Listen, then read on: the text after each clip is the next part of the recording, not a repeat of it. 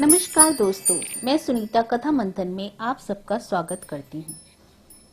कथा मंथन में आज सुनिए आईएससी पाठ्यक्रम के अंतर्गत आने वाली कविता आ धरती कितना देती है का भावार्थ तथा इससे संबंधित प्रश्न उत्तर और भावार्थ को आप हमारी वेबसाइट kathamantan.com से भी प्राप्त कर सकते हैं, जिसका लिंक मैं आपको डिस्क्रिप्शन बॉक्स में दे दूंगी। इस कविता के कवि का नाम है सुमित्रा नंदन पंत। सुमित्रा नंदन पंत जी छायावादी और प्रकृति के कवि हैं। उनकी काव्य रचनाओं में प्रकृति का बहुत ही सुंदर चित्रण हुआ है। प्रकृति के सुकुमार कवि सुमित्रा नंदन पंत का जन्म सन 1900 में अल्मोड़ा के निकट कोसानी ग्राम में हुआ था। इनकी प्रमुख रचनाएं हैं वीणा, पल्लव, ग्रंथि, गुंजन, युगांत, युगवाणी इत्यादि। तो चलिए शुरू करते हैं। आ धरती कितना देती है का भावार्थ। मैंने छुटपन में छिपकर पैसे बोए थे, सोचा था पैसों के प्यारे पेड़ उगेंगे, रुपयों की कलदार मधुर फसलें खनकेंगी और फूल फलकर मैं मोटा सेठ बनूंगा। पर बंजर धरती में एक ना अंकुर फूटा, बंधिया मिट्टी ने ना एक भी पैसा उगला। सपने जाने कहाँ मिटे, सब धूल हो गए। मैं हताश हो बाट जोता रहा दिनों तक, बात कल्पना के अपलक पावड़े बिछाकर। मैं अबोध था, मैंने गलत बीज बोए थे, ममता को रोपा था और तृष्णा को सींचा था। प्रस्तुत पंक्तियों द्वारा कवि ने अबोध बचपन की एक घटना का वर्णन किया है कि कैसे लालच से वशीभूत होकर उन्होंने मिट्टी में पैसे बो दिए थे। कवि ने बचपन में अज्ञानतावश लालच के वशीभूत होकर कुछ पैसे अपने आंगन की धरती में बो दिए, ताकि उन पैसों से अच्छे अच्छे पौधे उगेंगे और बाद में उन पैसों से रुपयों की सुंदर फसलें उगने लगेंगी। और जब हवा चलेगी तो उन रुपयों की खनक भी उन्हें सुनाई देगी और बाद में कवि बहुत धनवान और मोटे सेठ बन जाएंगे। किंतु कुछ भी ऐसा न हुआ। काफी इंतजार के बाद भी जब रुपयों की फसल नहीं हुई तो कवि ने सोचा कि शायद धरती ही बंजर है और उस बांझ मिट्टी ने पैसों का एक भी बीज अंकुरित नहीं होने दिया, जिससे वे काफी हताश हो गए। हाय रे, किंतु अबोध बचपन के सपने इतनी जल्दी निराशा में परिवर्तित तो नहीं होते। इसलिए उन्होंने पैसों से पेड़ बनने का बहुत इंतजार किया। हाय रे अबोध बचपन और अज्ञान बचपन, यह नहीं समझ पाया कि उन्होंने गलत बीज बोए थे। उन्होंने अपने लालच को तृष्णा रूपी जल लगाकर ममता का सिंचन किया था। क्षति हहराती निकल गई तब से, कितने ही मधु पतझर बीत गए अनजाने। ग्रीष्म तपे वर्षा झूली, शरदे मुस्काई, सी सी कर हेमंत कपे, तरु झरे खिले वन। और जब फिर से गड़ी उदी लालसा लिए, गहरे कजरारे बादल बरसे धरती पर। मैंने कौतूहलवश आंगन के कोने की गीली तह को यूं ही उंगली से सहलाकर बीज सेम के दबा दिए मिट्टी के नीचे। भूखे अंचल में मणिमाणिक बांध दी हो, मैं फिर भूल गया इस छोटी सी घटना को। प्रस्तुत पंक्तियों में कवि ने बदलती ऋतुओं का वर्णन तथा समय का वर्णन किया है और फिर से 50 साल बाद कवि ने अपने आंगन में अनजाने में ही जो सेम के बीज बो दिए थे, उस घटना का वर्णन इन पंक्तियों में उन्होंने किया है। कवि कहते हैं कि बचपन की उस घटना के बाद जीवन के 50 साल यूं ही बीत गए। कितनी ऋतुएं आई और चली गई। बसंत, पतझड़, ग्रीष्म, शीत, वर्षा ऋतु आई और चली गई। पेड़ों से पत्ते गिरे, फिर उन पर नए पत्ते खिले। एक बार फिर सुगंध के लिए जब काले बादल धरती पर बरस रहे थे तो कवि अपने आंगन में टहल रहे थे और ऐसे ही अनजान होकर कवि ने अपने आंगन में कुछ जिज्ञासा और कौतूहल से आंगन की गीली मिट्टी को हटाकर कुछ सेम के बीज बो दिए, जैसे कि कोई रत्न उन्होंने मिट्टी में बो दिए हों, छिपा दिए हों। और इस छोटी सी घटना को वे जल्दी ही भूल गए। और बात भी क्या थी याद जिसे रखता मन। किंतु एक दिन जब मैं संध्या को आंगन में टहल रहा था, तब सहसा मैंने जो देखा उसमें हर्ष विमूढ़ हो उठा विस्मय से। देखा आंगन के कोने में कई नवागत छोटी छोटी छाता ताने खड़े हुए। छाता कहूँ या विजय पताकाएं जीवन की, या हथेलियां खोले थी वे नन्ही नन्ही प्यारी, जो भी हो। वे हरे भरे उल्लास से भरे पंख मारकर उड़ने को उत्सुक लगते थे, डिंब तोड़कर निकले चिड़ियों के बच्चों से। निर्मित क्षण भर में उनको रहा देखता, सहसा मुझे स्मरण हो आया कुछ दिन पहले 20 सेम के रोपे थे मैंने आंगन में। प्रस्तुत पंक्तियों में कवि ने अपने द्वारा बीजों को अंकुरित देखकर काफी हर्ष और उल्लास हुआ उनको। इसका चित्रण उन्होंने इन पंक्तियों में किया है। बारिश के दिनों में यूं ही अपने आंगन में सेम के बीज बोने की छोटी सी घटना को कवि ने जल्दी ही भुला दिया, या शायद इसको इतना महत्व भी नहीं दिया। किंतु एक दिन जब संध्या को वे अपने आंगन में टहल रहे थे तो उन्होंने देखा कि आंगन के कोने में सेम की लता फैल गई है, जिस पर कई बीज अंकुरित हो गए हैं, जिसे देखकर कवि के हर्ष और आश्चर्य की सीमा ही ना रही।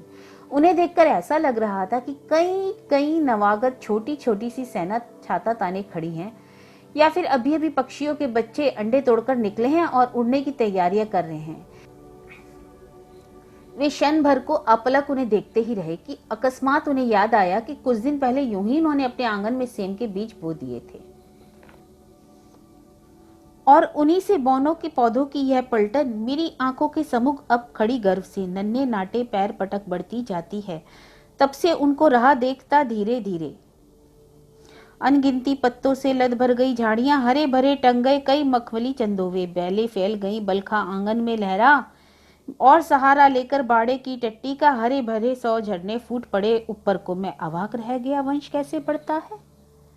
प्रस्तुत पंक्तियों में भी कवि ने सेम के अंकुरित बीजों तथा उससे बढ़ रही बेलों को देखकर अपनी प्रसन्नता का वर्णन किया है। कवि कहते हैं, इन अंकुरित बीजों से निकल रहे पौधों की पलटन को देखकर ऐसा लगता है जैसे कई बौने पौधों की फौज छाता ताने आंगन में एक साथ बढ़ रही हैं, और एक साथ फैली हुई बेलों ने अब झाड़ी का रूप ले लिया है। कवि उन्हें हर्षित मन से देखते हुए कहते हैं कि अनगिनत पत्तों की हरी बेल देखकर ऐसा लगता है जैसे आंगन में किसी ने शामियाने टांग दिए हों। कवि ने बैलों को फैलने के लिए आंगन में एक बांस की बाड़ बना दी, छोटी सी छत बनाकर दी, जिसका सहारा लेकर बेले फैल सकें, और उस पर जब अंकुर फूटने लगे तो उस प्रकार बढ़ती हुई उनके वंश की वृद्धि को देखकर कवि काफी अचरज हो जाते हैं। छोटे तारों से छितरे फूलों के छींटे झागों से लिपटी लहरी श्यामल लतरों पर सुंदर लगते थे। मावस के हसमुख नभ से चोटी के मोती से आंचल के बूटों से ओह समय पर उनमें कितनी फलियां टूटी, कितनी सारी फलियां, कितनी सारी फलियां। यह धरती कितना देती है, धरती माता कितना देती है अपने प्यारे पुत्रों को। नहीं समझ पाया था मैं उसके महत्व को, बचपन में छी स्वार्थ लोभ वश पैसे बोकर। रत्न परसेवनी है वसुधा, अब समझ सका हूँ। इसमें सच्ची समता के दाने बोने हैं, जिसमें जन की क्षमता के दाने बोने हैं। इसमें मानव ममता के दाने बोने हैं, जिसमें उगल सके फिर धूल सुनहरी फसलें। मानवता की जीवन श्रम से हंसे दिशाएं, हम जैसा बोएंगे वैसा ही तो पाएंगे। प्रस्तुत पंक्तियों में कवि ने यह वर्णन किया है कि किस प्रकार अगर हम सही बीज धरती पर बोते हैं तो वो धरती हमें कितना वापस देती है। कवि कहते हैं कि फैली हुई सेम की लताएं फूलों और तारों के समान बहुत ही सुंदर लग रही हैं। कवि बहुत ही प्रसन्न हैं और कहते हैं कि धरती माता अपने पुत्रों को कितना देती है, इस बात से अनजान जब उन्होंने अज्ञानतावश गलत बीज धरती में बो दिए थे, तब इस मिट्टी के महत्व को नहीं समझ पाए थे। अनजान थे, नहीं जानते थे कि कौन से बीज मिट्टी में बोने चाहिए। किंतु बीतते समय के साथ आज उन्होंने ये भली भांति समझ लिया है कि धरती माँ तो रत्न गर्भा है, इसमें लालच नहीं बोया जाता। अगर लालच बोएंगे तो हमें कुछ प्राप्त नहीं होगा। अगर हमें मानवता की सुनहरी फसलें उगानी हैं तो हमें सद्भावना, सहयोग, परिश्रम तथा प्रेम की फसल बोनी होगी। प्रकृति का नियम है, जैसा बोएंगे वैसा ही पाएंगे। अगर हम एक दूसरे के साथ अच्छा व्यवहार करेंगे तभी दूसरा हमारे प्रति भी प्रेम का प्रदर्शित करेगा। एक दूसरे के प्रति प्रेम और सहयोग की भावना रखेंगे तभी हमें खुशहाली की फसल इस धरती पर लहराती हुई मिलेगी, जो मनुष्य के सहयोग और परिश्रम से ही प्राप्त होगी। यदि हम अपनी सद्भावना से प्रेम, सहयोग, समता, ममता और एक दूसरे के प्रति सहानुभूति के बीज बोएंगे तो पृथ्वी पर सर्वत्र सुख और शांति की आनंददायी फसल उत्पन्न होगी। इस प्रकार मनुष्य के परिश्रम से पृथ्वी पर धन धान्य भरपूर रहेगा।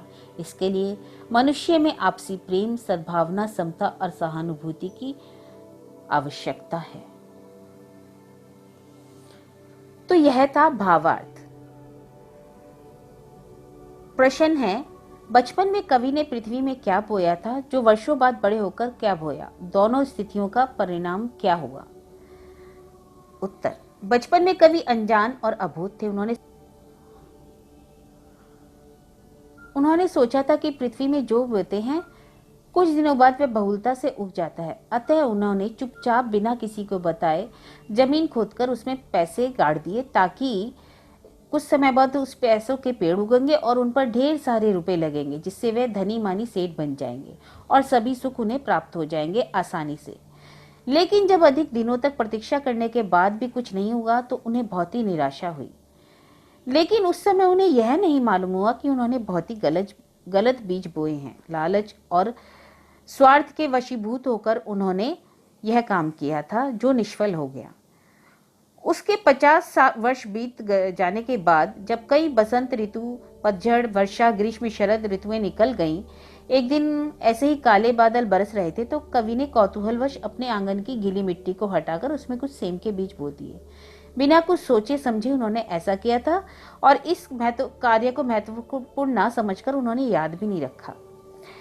कुछ दिनों बाद जब वे अपने आंगन में ऐसे ही टहल रहे थे तो उन्होंने अपने आंगन में जब सेम के अंकुरों को उगते हुए देखा तो उनको आश्चर्य और हर्ष की सीमा नहीं रही। उन्होंने देखा कि हरे भरे कई अंकुर एक बेल में फूट निकले हैं। कवि सोचते हैं कि इन पत्तियों को देखकर ऐसा लगता है जैसी विजय पताका है।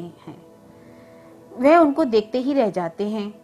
उनकी फलती हुई बेल और वंश वृद्धि को देखकर वह बहुत ही आश्चर्यचकित रह जाते हैं। तब उन्हें पता लगता है कि अगर हम सही बीज धरती पे बोते हैं तो पृथ्वी हमें उसका दुगना और तिगुना वापस करती है। तभी अगर हम प्रेम पूर्वक सब तरफ सर्वत्र प्रेम फैलाएंगे तो हमें दुगना और तिगुना प्राप्त होगा। तब यह हमारी धरती भी सर्वत्र धन धान्य से परिपूर्ण रहेगी। हम धरती का उचित उपयोग करें और तो हम बहुत कुछ प्राप्त कर सकते हैं। उन्नत भारत की लालसा में धरती माता अपना भरपूर सहयोग करती है, किंतु मनुष्य ही उसे अपने परिश्रम से उसको सींचता है, रत्न गर्भा बनाता है। परिश्रम अगर नहीं करे तो उस अवस्था में उसे कुछ भी प्राप्त नहीं हो सकता। प्रश्न है, कवि ने परिश्रम के महत्व को कब समझा?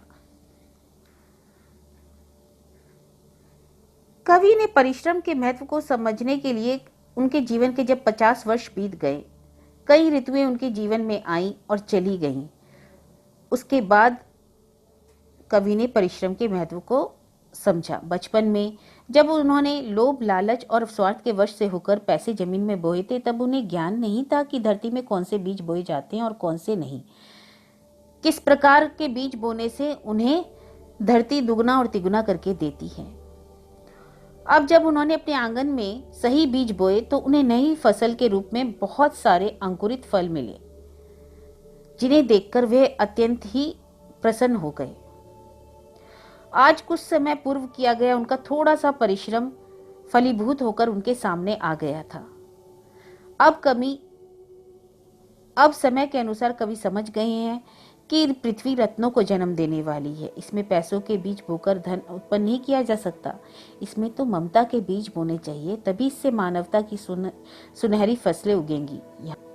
यहाँ कवि ने मनुष्य के कल्याण की बात कही है। जब वे परस्पर मिलकर भाईचारा, सद्भावना, प्रेम, सहयोग, ममता और सहानुभूति अपनाएंगे तभी उसका और देश का कल्याण होगा। इन सभी मानवीय गुणों के अपनाने से पृथ्वी पर सर्वत्र सुख और शांति स्थापित होगी। कवि की कामना है कि अगर हम सब मिलकर परस्पर रहें और देश के विकास के लिए भूमि का सदुपयोग करें तो हमें सर्वत्र लहलाती हुई फसलें दिखाई देगी। प्रकृति का नियम है, जैसा बोएंगे वैसा ही पाएंगे। इस सिद्धांत के अनुसार अगर हम गलत बीज बोएंगे तो नुकसान भी हमें ही होगा और सही बीज बोएंगे तो सर्वत्र हमें सद्भावना और सद्व्यवहार ही मिलेगा। तो यह थी आ धरती कितना देती है का भावार्थ और उससे संबंधित प्रश्नोत्तर। इससे संबंधित प्रश्नोत्तर भावार्थ को आप हमारी वेबसाइट कथामंथन.com से भी प्राप्त कर सकते हैं, जिसका लिंक मैंने आपको डिस्क्रिप्शन बॉक्स में दे दिया है। धन्यवाद।